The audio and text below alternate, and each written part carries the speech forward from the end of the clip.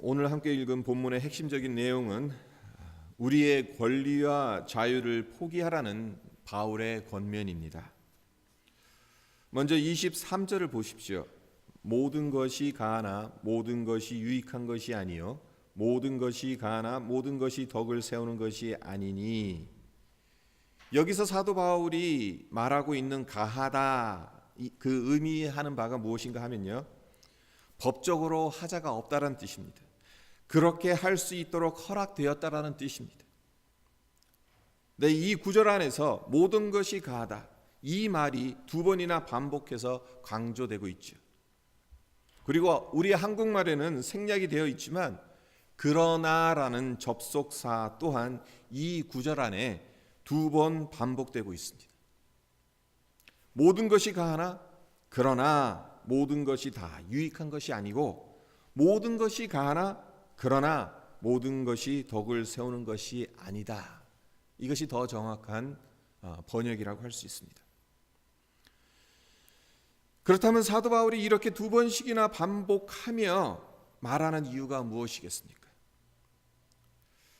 당시 고린도 교회는 내 행동이 법적으로 하자가 없다면 이것이 나에게 주어진 당연한 권리라면 하면서 법을 들고 나오는 사람들이 있었기 때문입니다.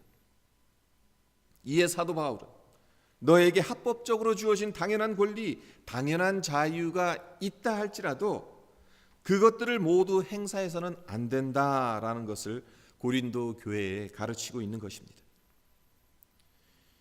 결국 우리에게 주어진 권리와 자유를 유보하고 포기해야 하는 경우가 있음을 사도 바울이 밝히고 있는 것인데, 그러면 그런 경우는 어떤 경우이겠습니까? 오늘 함께 우리에게 주어진 권리와 자유를 유보하고 포기해야 하는 경우를 살펴보면서 우리 삶을 향한 하나님의 뜻을 깨닫는 시간이 되었으면 합니다. 첫째, 다른 사람의 유익을 위해 우리의 권리와 자유를 유보하고 포기해야 한다는 것입니다. 사도 바울은 나의 자유로운 행동이 다른 사람에게 유익이 될지를 살피라고 권면하고 있습니다. 24절을 보십시오. 누구든지 자기의 유익을 구치 말고 남의 유익을 구하라. 33절도 보십시오. 나와 같이 모든 일에 모든 사람을 기쁘게 하여 나의 유익을 구치 아니하고 많은 사람의 유익을 위하여 저희로 구원을 얻게 하라. 사도 바울의 이 권면을 묵상해 보면 할 수 있느냐 없느냐를 넘어서서 하는 것이 좋으냐 나쁘냐를 생각해야 한다는 것, 그리고 특별히 내 자신보다 다른 사람에게 유익한 행동이냐를 생각해야 한다는 것을 발견하게 됩니다. 단순히 이것은 내 자유다, 내 권리다, 내 마음대로 할 수 있다, 이것을 내세우는 것이 아니라 다른 사람에게 유익을 끼치는 행동이냐, 이 물음이 더 우선적이어야 한다는 것입니다.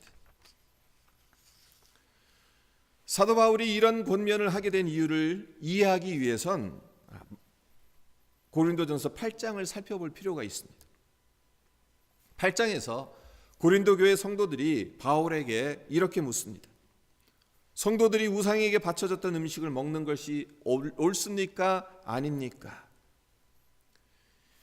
이 질문에 대해서 사도 바울이 대답하는 것이, 우선 25절에서 27절을 보면 뭐라고 얘기를 하고 있습니까? 먹으라라고 말하고 있어요. 무릇 시장에서 파는 것은 양심을 위하여 묻지 말고 먹어라. 이는 땅과 거기 충만한 것이 주의 것임이니라. 불신자 중 누가 너희를 청하되 너희가 가고자 하거든 너희 앞에 무엇이든지 차려놓은 것은 양심을 위하여 묻지 말고 먹어라. 당시 시장에서 파는 고기는 대부분 우상에게 제물로 바쳐졌던 고기들입니다. 따라서 시장에 고기 사러 가서 이 고기 출처가 어디입니까? 우상에게 바쳐졌던 고기입니까? 하는 질문들을 해가면서 사지 말고 그냥 자유롭게 사서 먹으라는 겁니다. 대부분 우상에게 바쳤던 고기니까. 그리고 예수님을 믿지 않는 이웃이 저녁 식사에 초대를 하는 경우 거기 가서 차려진 음식들을 보고 이건 우상에게 바쳐진 거냐 아니냐를 묻지 말고 맛있게 먹으라는 겁니다. 왜 그렇습니까? 이 세상의 모든 음식은 하나님께서 먹으라고 주신 것이기 때문이 사도 바울이 이야기하고 있습니다. 하지만 이와 반대의 경우도 나옵니다. 28절과 29절을 보게 되면 우상에게 바친 음식을 먹지 말라고 하는데, 누가 너희에게 이것을 제물이라 말하거든 알게 한 자와 및 양심을 위하여 먹지 말라. 내가 말한 양심은 너희의 것이 아니요 남의 것이니 어찌하여 내 자유가 남의 양심으로 말미암아 판단을 받으리요. 우상에게 바쳐진 음식을 먹지 말아야 하는 그 경우는 어떤 경우입니까? 이것이 우상에게 바쳐진 제물이다 라고 말한 사람들 앞에서는 그것을 먹지 말라는 거예요. 그리고 사도 바울이 말하는 것이 내가 말한 양심은 너의 것이 아니라고 합니다. 남의 것이라고 합니다. 너의 양심이 남의 유익을 위해서 사용되어져야 한다는 거죠. 음식을 먹으려고 하는데 어떤 사람이 이건 우상에게 바쳐진 제물인데 예수 믿는다는 사람이 어떻게 그런 고기를 먹을 수 있느냐라고 묻는다면 그 사람을 위해 먹지 말라는 거예요. 그 사람은 우상의 제물을 먹지 말아야 한다고 알고 있는 사람이기 때문에 괜히 내 자유, 내 권리라고 행동해서 구설수에 오르고 비방거리가 되지 말고 다른 사람의 생각 고려하라는 겁니다. 그래서 고린도전서 8장 9절에 사도 바울이 이렇게 권면을 합니다. 그런즉 너희 자유함이 약한 자들에게 거치는 것이 되지 않게 조심하라. 모든 것이 가한 사람입니다. 모든 것을 할 수 있는 자유가 있습니다. 하지만 그것으로 말미암아 약한 자들이 시험에 들지 않게 하라는 거죠. 어떤 목사님의 경험담을 읽은 적이 있어요. 어떤 내용인가 하면요, 어느 날 목사님께 전화가 왔어요. 전화를 거신 분은 다른 교회 성도인데 이분에게 고민이 있었습니다. 담배를 끊지 못하는 거예요. 교회에서 성실하게 주의 일을 감당하고 신앙생활도 열심히 하였지만 담배는 도저히 끊을 수가 없는 겁니다. 끊어지지 않는 겁니다. 문제는 이분이 교회에서 장로님으로 피택을 받았다는 겁니다. 장로로 피택을 받았으니 더 이상 담배를 피워서는 안 될 것 같아서 담배 끊기를 결단합니다. 하지만 작심삼일이라고 며칠도 안 가서 또다시 담배에 손이 갑니다. 이미 니코틴에 중독될 대로 되었기 때문에 담배가 쉽게 끊어질 수 있겠습니까? 고민 끝에 다니는 교회 목사님에게 전화를 했다간 탈로 날까 봐 익명을 보장받을 수 있는 다른 교회 목사님에게 전화해서 고민을 털어놓는 겁니다. 목사님 어떻게 하면 좋겠습니까? 죽어도 담배를 못 끊겠는데 그래도 장로 임직을 받아야 됩니까? 여러분들이라면 어떤 답변을 해주시겠습니까? 그 목사님은 이렇게 대답을 하셨다고 합니다. 들키지 말고 피우세요. 어떻게 보면 기가 막힌 답변이죠. 사실 담배가 신앙하고 무슨 상관이 있습니까? 건강하고 상관이 있지. 그렇다고 성도라면 담배 피우지 말아야 한다는 사실을 세상 사람들도 모두 알고 있는데 나는 하나님과의 관계에서 담배 문제에 자유함을 얻었으니 아무 거리낌이 없습니다 하면서 남들 보는 앞에서 담배를 피우면 이건 덕이 안 되는 겁니다. 누군가를 시험에 들게 할 수 있는 것입니다. 따라서 담배를 못 끊을 것 같으면 다른 사람들 시험 들지 않게 들키지 말고 피우라는 것이었습니다. 우리가 잘 알고 있는 성 프란시스코에 관련된 예화입니다. 성 프란시스코가 제자들과 함께 금식 기도를 드렸어요. 그런데 며칠이 지나자 한 제자가 배고픔을 견디지 못하고 음식을 먹게 되는 사건이 발생했습니다. 거룩하게 지켜져야 할 금식 기도가 한 사람에 의해 훼손되었으니까 다른 제자들이 가만히 있지 못했겠죠. 그를 비난합니다. 그 정도 배고픔도 견디지 못하냐고 손가락질을 합니다. 그러니 분위기가 썰렁해졌겠죠. 이렇게 되니까 성 프란치스코가 아무 주저함 없이 음식을 입에 넣으며 나도 더 이상 배고파서 금식을 못하겠다라고 말을 합니다. 물론 프란치스코도 금식을 더 할 수 있었어요. 그러나 육신의 연약함 때문에 절망하고 비난받는 제자를 격려하고 감싸주기 위해서 자기 자신 역시 금식을 포기한 겁니다. 분명 동료들의 비난이 틀린 것이 아닙니다. 맞는 말입니다. 그러나 프란치스코는 약한 동료를 비난하는 제자들보다 하나님의 가르침을 더 깊이 이해한 사람이었습니다. 예수님을 믿는다고 하는 우리들 역시 이 마음으로 살아가야 하지 않겠습니까? 맞고 틀리는 것이 전부가 아닙니다. 예수 그리스도의 은혜에서 풍겨나는 기다림, 여유로움, 따뜻함, 이런 것들이 있어야 합니다. 일하기 위해 정해놓은 원칙들을 절대적인 것이 아니에요. 유익과 덕, 생명과 인격을 떠나서 맞느냐 틀리느냐만 있으면 정말 중요한 것을 놓치고 말게 됩니다. 다른 사람의 유익을 위해 나의 권리와 자유를 포기할 수 있는 우리 모두가 되었으면 좋겠습니다. 또한 우리 모두 바울의 권면처럼 모든 일에 모든 사람을 기쁘게 하여 나의 유익을 구취하냐고 많은 사람의 유익을 구하여 저희로 구원을 얻게 하는 성숙한 신앙인이 되기를 바랍니다.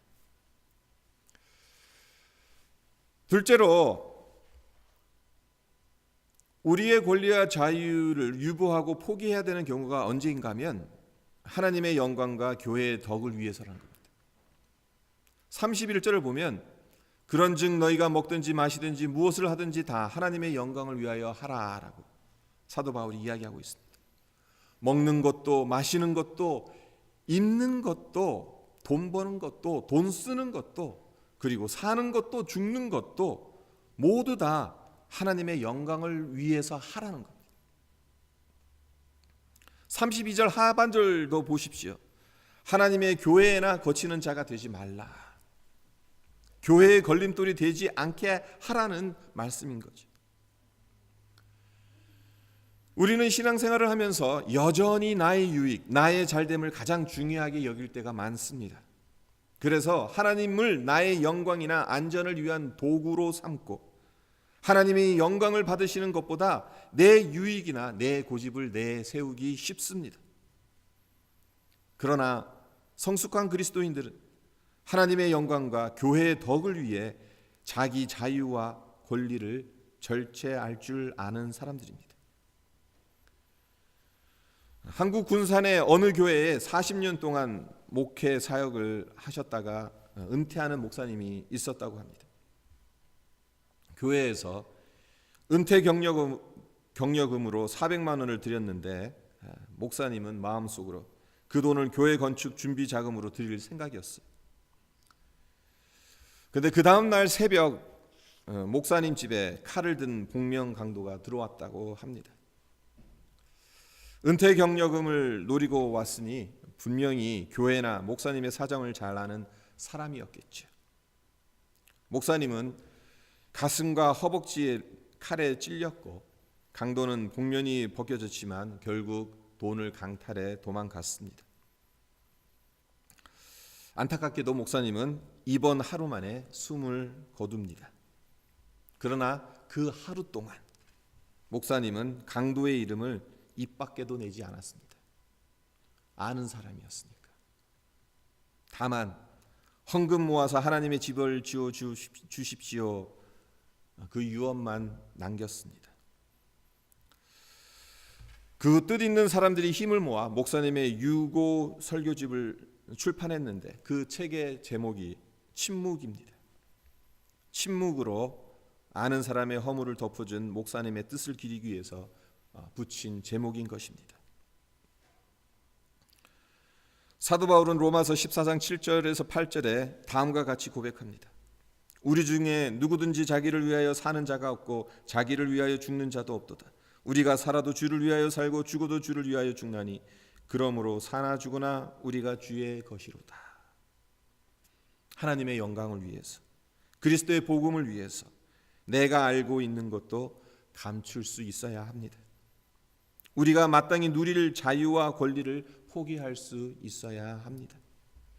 심지어는 목숨까지라도 하나님의 영광을 위해 내어놓을 수 있어야 합니다.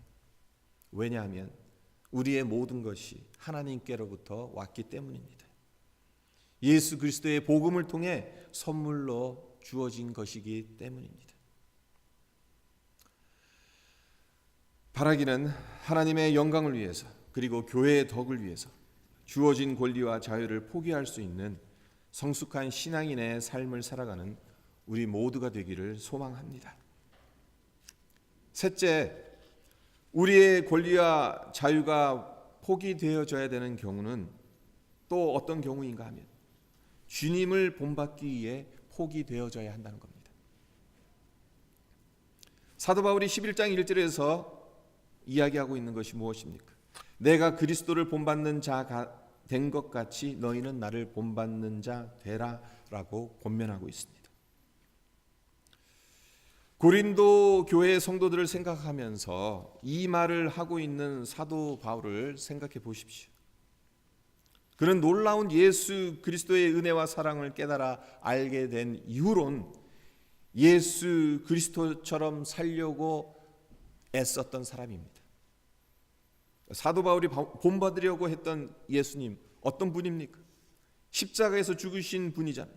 다른 사람의 구원을 위해, 그리고 하나님 아버지의 영광을 위해 죽기까지 순종하신 분입니다. 초대교회 성도들이 특별히 애송하는 찬송시가 하나 있었습니다. 예수 그리스도가 어떤 분인지를 노래하는 찬송인데요. 그분은 하나님의 모습을 지니셨으나 하나님과 동등됨을 당연하게 생각하지 않으시고 오히려 자기를 비워서 종의 모습을 취하시고 사람과 같이 되셨습니다. 그는 사람의 모양으로 나타나셔서 자기를 낮추시고 죽기까지 복종하셨으니 곧 십자가에서 돌아가셨습니다.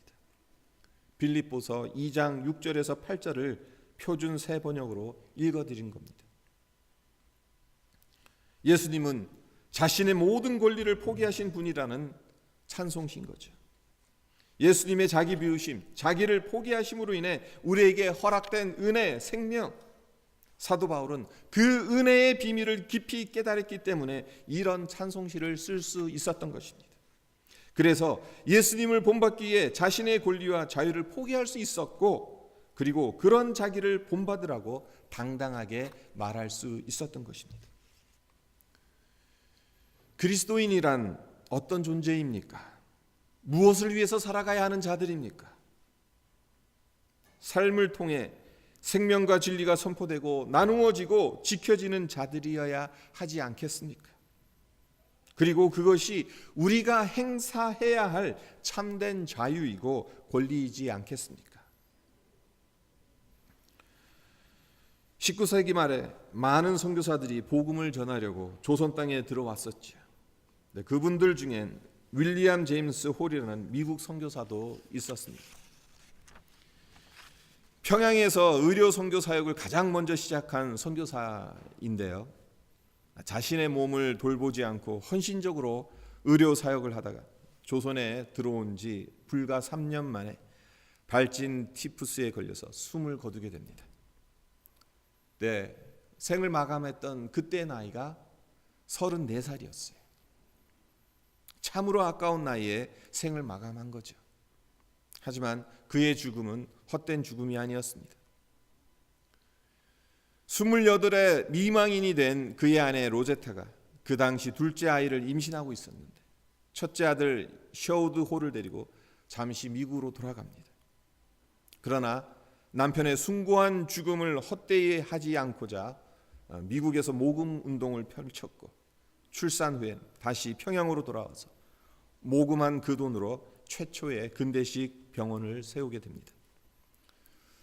하지만 불행이 또 다시 찾아옵니다. 이번엔 남편을 여의고 난 후 얻었던 둘째 아이 에디스가 그 다음에 이질로 죽게 된 겁니다. 로제타는 엄청나게 비극적인 그 순간을 일기에 다음과 같이 기록합니다. 8시 25분, 열은 섭씨 41도, 아이의 숨이 가쁘다. 나는 에디스를 팔에 안고 낮잠 재울 때 하던 것처럼 흔들어 주었다. 아이는 훨씬 조용히 숨을 쉰다. 만족한 것 같이 보인다. 아이의 얼굴은 평화스러워졌고 호흡의 간격도 길어졌다. 그리곤 크게 눈을 떠 나를 바라보면서 숨을 멈추었다. 크게 뜬 눈으로 엄마를 바라보면서 작은 영혼은 그렇게 떠나갔다. 8시 40분. 또 하나의 엄청난 슬픔이 우리에게 닥친 것이다. 우리의 첫 슬픔, 남편이 우리 곁을 떠날 때 하나님이 보내주신 보석같이 귀한 우리의 위안이었던 에디스. 그가 평양의 새 집에 정착하기도 전에 우리 품을 떠났다. 이런 불행을 겪었음에도 불구하고 로제타는 평생 조선 땅에서 의료 선교에 헌신을 합니다.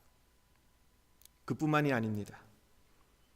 첫째 아들인 셔우드 홀은 그 뒤를 이어서 의료 선교, 특별히 결핵 환자들을 돌보는 데 헌신을 했습니다. 토론토에 살고 있는 우리에겐 각별한 분인데요. 그 이유는 토론토 의대 출신입니다.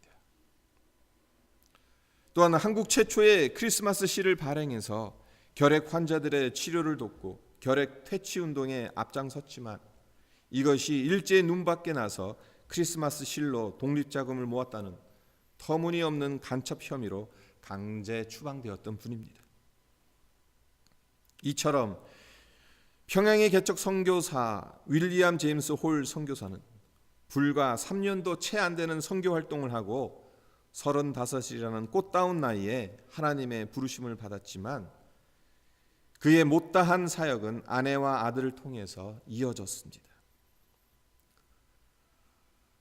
홀 일가가 대를 이어 보여준 하나님과 조선을 향한 사랑과 희생 그리고 헌신. 그리스도인이란 무엇을 위해 살아가야 하는지를 명백하게 드러내는 본보기가 아니겠습니까? 예수 안에 있는 은혜의 비밀을 깊이 깨달았기 때문에 예수님을 본받기 위해 그들이 누릴 수 있었던 권리와 자유를 포기할 수 있었던 것이고 더 나아가 삶으로 그리고 죽음으로 직접 본을 보여준 것 아니겠습니까? 성도 여러분, 여러분들 구원받으셨음을 믿으십니까? 하나님의 자녀가 되었음을 믿으십니까? 그렇다면 여러분들은 자유인입니다. 더 이상 죄악이 속박할 수 없는 자유인입니다. 그리고 하나님의 자녀로서 모든 것이 가한 자들입니다. 그 어떤 것을 해도 여러분들에겐 자유가 있습니다. 수많은 권리를 행사할 수 있는 자들입니다. 하지만 모든 것이 가하지만 자유와 권리가 있지만 마음대로 행사해서는 안 되는 자들이기도 합니다. 다른 사람의 유익을 위해, 하나님의 영광과 교회의 덕을 위해, 그리고 주님을 본받기 위해 그 자유와 권리를 유보하고 포기할 수 있어야 하는 자들입니다. 우리는 예수 그리스도의 큰 사랑에 빚진 자들입니다.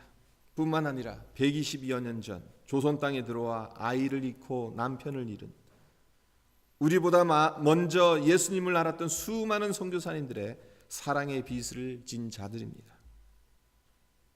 따라서 이제는 우리가 그 바통을 이어받아서 남의 유익을 위해, 하나님의 영광과 교회의 덕을 위해, 주님을 본받기 위해 우리에게 주어진 자유와 권리를 포기하는 자들로 나아가야 하지 않겠습니까? 그래서 하나님의 나라가 이 땅에 이루어져 가는데 귀하게 쓰임받는 우리의 삶이 되어야 하지 않겠습니까? 모든 것이 가하나 우리에게 주어진 권리, 자유, 이것을 정말 하나님의 영광을 위해서 또 남의 유익을 위해서 주님을 본받는 데 사용하는 그러한 복된 인생들이 되기를 주님의 이름으로 축원드립니다. 우리 함께 오늘 말씀 잠깐 묵상하면서 기도하도록 하겠습니다. 사도 바울은 모든 것이 가나 모든 것이 유익한 것은 아니요 모든 것이 가나 모든 것이 덕을 세우는 것이 아니라고 분명히 이야기하고 있습니다. 그리고 우리에게 주어진 이 권리와 자유가 우리 마음대로 사용되어질 수 없는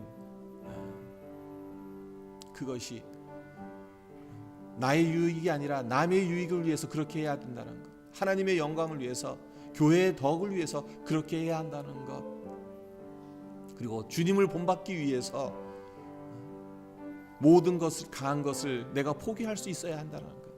사도 바울이 그러면서 하는 이야기가 그런 나를 본받으라라고 결론을 맺습니다. 우리에게 주신 이 자유, 이 권리, 우리는 어떻게 사용하고 있습니까? 혹여 내 자신을 위해서 사용하고 있는 것은 아닌지, 내 욕심을 위해서 사용하고 있는 것은 아닌지,